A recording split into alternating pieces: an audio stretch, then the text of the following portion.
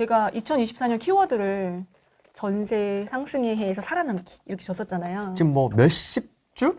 맞나요? 지금 계속 상승하고 있는 거 맞죠? 아파트 지금 가격도 21주 연속 상승. 네, 매매도. 뭐 몇십 주 뭐 지금 난리지 않습니까? 전세? 그러니까 올해 상반기에는 매매가 상승, 그러니까 5, 6, 7은 매매가 상승, 신고가 갱신 이게 뉴스의 키워드였다면 네.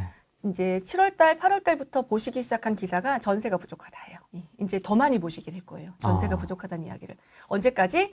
일부 지역에 입주가 시작하기 전까지. 일부 지역에 입주가 있긴 있잖아요. 네. 예, 공급 부족 얘기를 많이 하시지만 입주 물량도 파크포레온. 네, 둔천주공 이제 파크포레온 입주가 가을에 있고 가을 말에 있고 이제 그거 하면서 인근에 뭐 자양 롯데캐슬도 그 광진구에 구의역에 있죠. 적지 않은 물량이 입주를 하는데 비슷한 시기. 그다음에 강동구에 파크포레온 인근에 또 비슷한 시기에 분양이 잘 될 때 같이 분양한 것들이 있는데 그런 것들이 같이 입주를 하기 때문에 거기도 물량이 몰려 있고 그다음에 또 이문휘경 생각해 보시면 이문휘경 장위 이 근처에 분양을 비슷한 시기에 했잖아요. 네. 다다다다 이렇게. 왜냐면 이제 건설사들은 눈치 보다가 분양 시기를 점쳐요. 건설사는 분양이 지금 잘 되는 게 중요하지 입주 때 전세가 안 나가든 여러분들이 잔금을 못 치시는 거 아니에요. 계약하셨잖아요. 그러니까 서로 원하거나 그 생각하는 아이디어가 틀린 거예요. 다르죠. 포인트가 다른 거예요. 그러니까 뭐 지산 얘기 나중에 할 건데 서로 생각하는 게 달라요. 방향이 달라서 거기도 이제 입주가 그래서 순차적으로 관리해서 분양하고 입주도 순차적으로 쿼터별로 나눠서 물량별로 하면 참 좋은데 이게 이제 그렇지 않다 보니까 경제 논리에 따라서 하다 보니 분양 잘 될 때도 같이 해야 되니까 그러면 이제 입주도 같이 하는 거잖아요. 그 입주가 또 몰려 있고 안양권에도 사실 입주가 몰려서 있죠. 거침없이 상승을 계속 할 것 같아가지고 이 전세 살고 있는 분들은 어떻게 해야 될지 참 고민이 많으실 것 같아요. 네, 전세 살고 계시는 분들이 항상 고민이실 거예요. 집을 이제 마련을 해야 될지 더 전세로 기다려야 될지. 이번에 청약 보셨죠? 청약 통장 집을 안 사시려면 그렇게 뚝심이 있어야 돼요. 정말. 아니, 난 그것도 전략이라고 생각해요. 아니, 그것도 나는, 그러니까 전략이 없는 상태에서가 제일 힘든 거야, 본인이. 근데 내가 전략이 있으면 사실 덜 흔들릴 수 있어, 덜.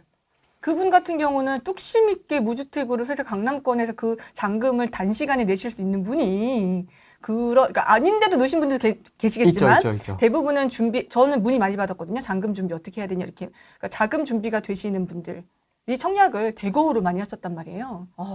당첨, 가점 보셨죠? 자금 준비가 되신 분들 가점이 아니 있는 분들이 더 독해요. 아니 그렇게 자금 준비가 되시는 분들이 집을 안 사고 기다리실 건 뭐랑? 무주택 기간 만점. 그다음에 통장 가입 기간 만점. 이제 그다음에 가족 숫자까지. 그래서 이제 중간에 집을 구매하신 적이 없다는 말씀이시잖아요. 혼자 한 길 외길을 장이냐 장. 이거는 마에스타. 가져갈 자격이 있는. 근데 사실 이것도 좀 반신반의한 건데요. 너무 한 특정 몇몇에게 이렇게 로또 분양을 밀어주는 것이 사실 형평성이란 것에서 맞느냐. 에 대한 의문이 생겨요. 왜냐면 너무 지금처럼 무순위 청약. 이번에도 또 떴어요. 지금 여러분들 서울에 거주하시는 무주택자이시면서 애 둘 이상이신 분들은 이번에 또 DMC에서 그 특공 물량이 나왔어요. 그래서 26일에 톡방에 돌더라고요. 또. 다 요즘은 또 공유가 잘 되니까 그거 넣어보시면 좋을 것 같아요. 그것도 시세 차익이 정말 많이 나요. 그러니까 요즘 이렇게 올해 또 키워드가 얼죽신, 무순위 두 개가 그 키워드였거든요.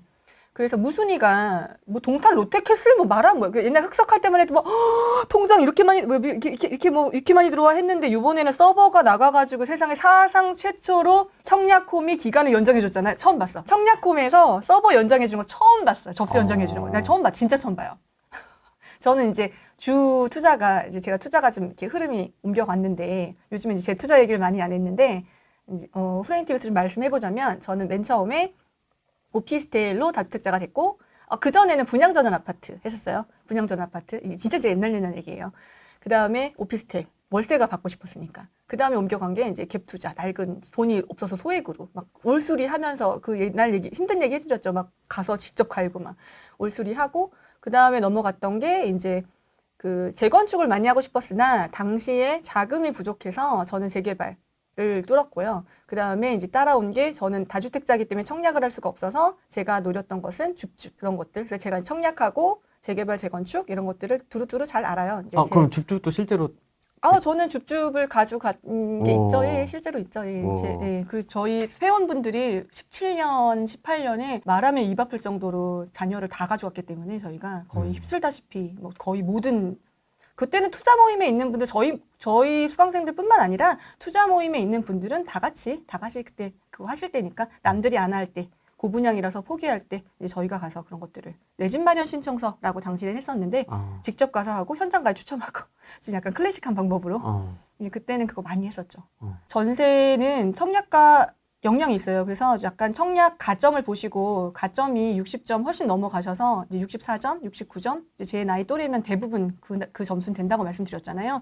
그러면 그래도 청약에 좀 더 전략적으로 가시는 게 맞는 것 같고 그 대신 꼭 이 지역에 여기만 나는 무조건 내 집 마련으로 청약을 해야 된다. 이제 실거주 의무도 없어졌으니까요. 그런 분들은 주변의 계약, 이제 주변 시세. 요즘 그런데 그런 지역은 또 분양가 상한제 지역이 아니고 그다음에 강남권이 아니기 때문에 여러분들이 생각하는 로또 분양은 또 아니죠.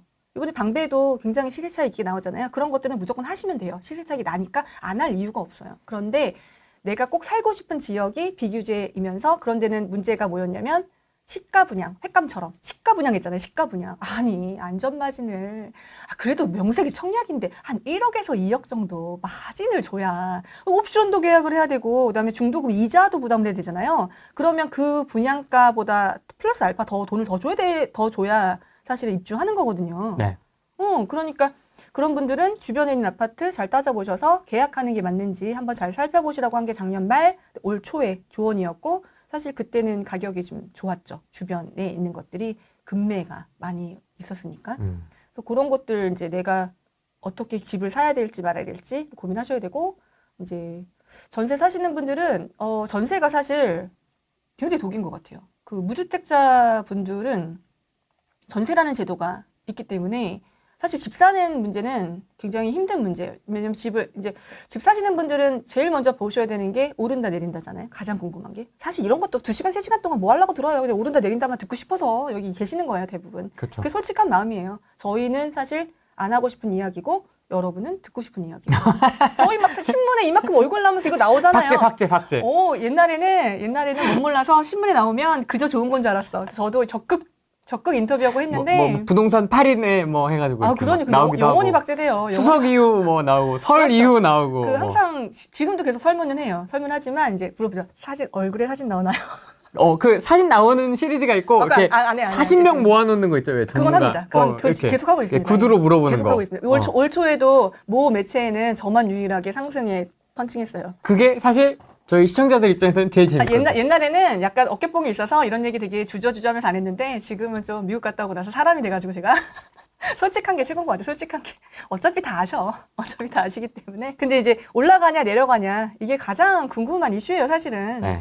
그래서 타이밍만 잘 보시면 되고, 그러니까 무주택자분들은 사실은 작년, 재작년이 가장 구입하기엔 좋은 타이밍. 근데 문제는 뭐냐면 이때 1주택자분들은 갈아타고 싶어 하시는데 집이 안 팔려서 못 갈아타시고 무주택자분들은 사실 그럴 땐 절대 집 안 사시죠. 분위기가. 이제 저희 같은 다주택자들은 너무 하고 싶지만 할 수가 없는 상황이고 그러니까 서로 이제 이런 게 이해가 안 맞는 것 같아요. 집에 있는 분들은 어쨌든 부동산에 관심 있으시고 한번 집 사보셨고 지금 매도를 하시려고 하는 분들은 최근에 단기간에 구매한 게 아니라면 어쨌든 부동산으로 양도차익 보시고 이제 갈아타시려고 하는 거기 때문에 부동산이 돈이 된다는 걸 눈으로 보신 분들이에요. 그런 분들은 그렇게 가격이 싸졌을 때는 너무 가고 싶죠. 사고 싶죠.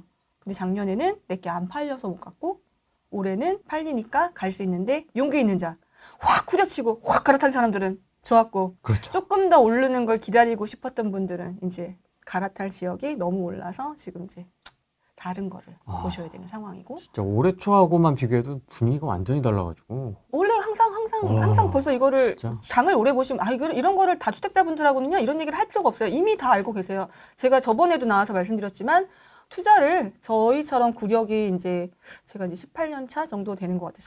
18년 차 되는 것 같아요. 이 정도 구력이 되시는 분들은 사실 저희 전문가 뺨치죠. 정말 뭐 산전수전 대책 다 같이 겪으셨고 물건도 많으시고 경험도 노하우도 많으시고 하니까 장도 너무 잘 아시고 일단 전세를 있으신 분들은 오르냐 내리냐 이 얘기 하다가 갔는데 오르냐 내리냐가 가장 중요해요. 그래서 올라갈 것 같다는 확신이 있어야 이제 집을 구매하죠. 그러니까 이제 5월, 6월, 7월에 더 많은 분들이 구매를 하기 시작하는 거고 이제 뉴스가 바뀌어요. 헤드라인이. 뉴스에서 사실 언론이 옛날 종이 신문일 때는 이렇게 자극적이지가 않았어요. 근데 지금은 그래도 클릭을 해야 되잖아요. 그게 맞아. 경쟁이잖아요. 맞아. 왜냐면 광고. 똑같아요. 신문이 썸네일이랑 우리는 똑같아. 그게 뉴욕타임즈처럼 미국은 구독 서비스가 잘 돼 있어서 뉴스를 돈 주고 봐요.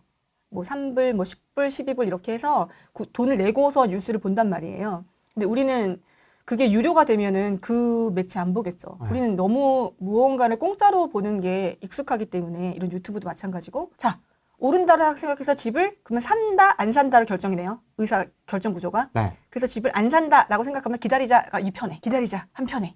그냥 끝이야, 끝. 기다리면 돼. 그러시면 이제 사겠다고 결심을 하시면 복잡하죠. 집 보러 가야 되죠. 그다음에 막 인터넷 밤새 찾아봐야 되죠. 돈 맞춰봐야 되죠. 물건 보고 왔는데 좀 3, 4월이면 그래도 생각할 시간 주겠지만 지금 같으면 물건 매물 보고 오셨어도 다음날 가면 없고 5천 원 오르고 5천만 원 오르면 돈이 어디 있어. 그럼 또 고민하게 되고 엘리베이터 딱 탔는데 내가 집 보고 나왔는데 누가 또 내려? 이거 뭐지? 이런 느낌 아시죠? 이제 막 한참 때줄 서서 보니까 그리고 또 이제 주말에만 집 보여주실 수 있는 분들은 또 줄 세워서 보여주고 하니까 기분 싸하잖아요. 이제 이런 느낌. 그럼 이제 이게 복잡한 거예요. 그리고 또 여기만 갔다 와서 결정 남편하고만 협의해서 되는 게 아니라 돈을 맞춰봐야 되잖아. 엄마한테 전화하고 어머니한테 맞춰보고 남편한테 빨리 어머니한테 물어보라 그래. 이게 돈을 맞춰봐야 되잖아요. 그러니까 이게 의사결정 구조가 복잡하단 말이에요. 여기서 집을 항상 실수요라고 그랬죠. 실수요. 집을 항상 부부가 상의를 해서 사죠. 상의를 해서. 왜 상의를 할까요? 암묵적인 암시가 있는 거야. 집 살 때 너도 동의했다. 아. 내가 혼자 사자 그랬어? 어. 이게 들어가 있는 거야. 왜냐면 큰 결정이잖아요. 집을 이사하고 그렇게 비싼 집을 지금 사는 거에 대해서. 그러니까 내가 혼자 덜컥 결정하기 싫죠. 당연히 배우자한테 계속 상의를 하죠. 계속 상의를 하죠. 안 돼요. 한 명이 결정하셔야 돼요. 한 명이. 항상 처음부터 딱 정해야 돼요. 한 명이. 아니 독박 쓸까 봐. 독박 써야지. 아. 그럼 독박 써야지. 독박 써야 돼. 한 명이 결정해야 돼. 그래야 다음번 이사 갈 때도 편하고 남편 몇 월 며칠 날 몇 동 몇 호로 오세요? 아유 반찬은 뭐 하려고 써? 그냥 퇴근하시면 몇 동 몇 호로 오세요? 아니 그래야 다음 집 이사도 편하다니까. 이사가 돼 있는 거네요? 그렇죠. 출근할 때 집하고 퇴근할 때 집 다르네. 그렇지. 남편도 편하시고 좋죠. 요즘 이삿짐 센터 명예의 전담 다 해주잖아요.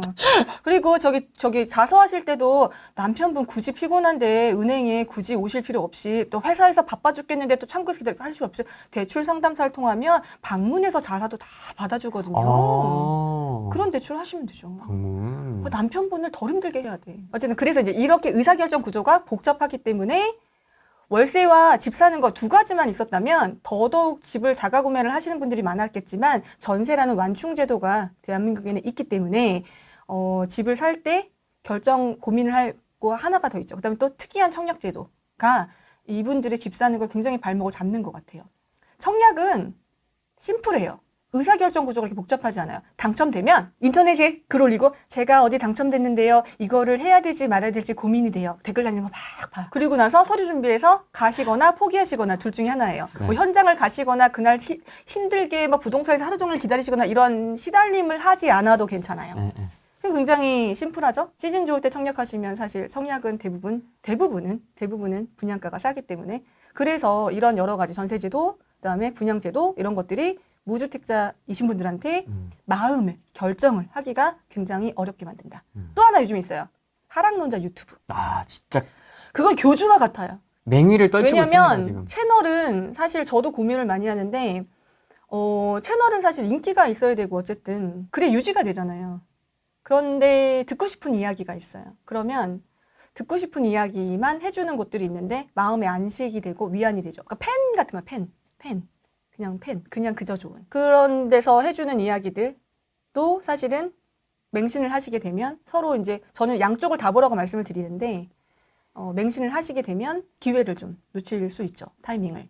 계속 사지 말라고 하시니까. 항상 사지 말라고 하시니까. 근데 양쪽을 다 듣다 균형 보면 있게 듣는 게 사실 중요하긴 하죠. 예. 이거 들으면 이게 맞고 저거 들으면 저게 맞고. 둘 다 맞는 것 같아요. 그리고 논리는 기가 막혀요. 논리는. 예를 들면 이제 인구론, 그다음에 뭐 금리, 세계 경기, 거시, 미시까지 들어가면 정말 논리엔 따라갈 수가 없죠. 그래서 고학력자이신 분들 집 잘 안 사시잖아요. 세계 경기, 금리, 인구론 이런 것 때문에. 여자분들 집이 필요하니까 나 거기 꼭 이사 가야 돼. 언제까지 이사 다녀야 돼. 이러면서 집을 사시지만 네. 남자분들은 굉장히 냉철하시기 때문에 주식도 많이 하시잖아요. 차트 되게 좋아하시고 전곱전 졸보파 그리고 이제 주택에서도 어플을 가지고 차트 주식 차트 보듯이 이제 보시는 분들 많이 있으시잖아요. 예. 워낙 숫자는 설득시키기가 좋아요. 숫자는. 그래서 그런 것 같아요. 인기가 있는 것 같아요.